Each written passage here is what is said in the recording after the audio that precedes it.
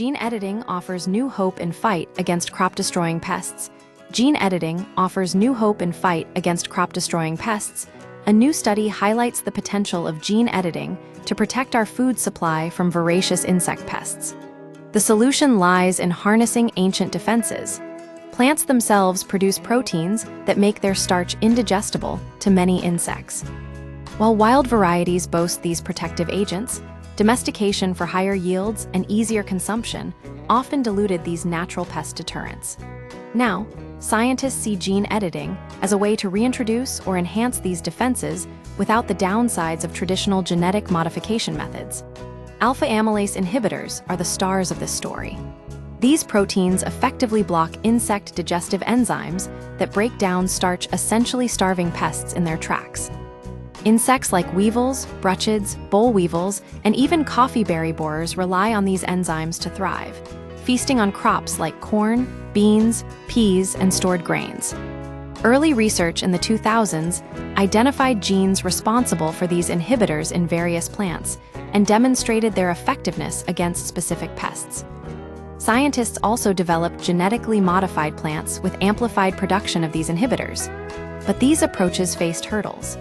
The challenges of traditional GMOs, traditional genetic modification, GMO techniques, while successful, often involve inserting genes from entirely different organisms into the plant's genome. This can raise consumer concerns about safety and acceptability, leading to costly regulatory processes and market resistance. Gene editing, a more refined approach. This is where gene editing steps in. Technologies like CRISPR offer incredibly precise tools for modifying an organism's own DNA. Instead of introducing foreign genes, scientists can tweak existing ones within the plant's genome to boost alpha-amylase inhibitor production or even refine their effectiveness against target pests. The potential benefits are significant.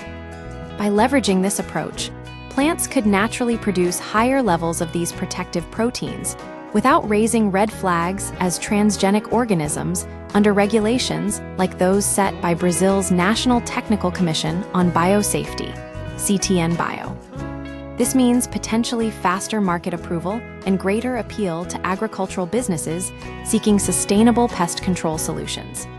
Gene editing provides us with the possibility of increasing production of these inhibitors or making them more active in plants, explains Marcos Fernando Basso, a researcher at the Genomics for Climate Change Research Center who led the study. This could be a promising path in the coming years.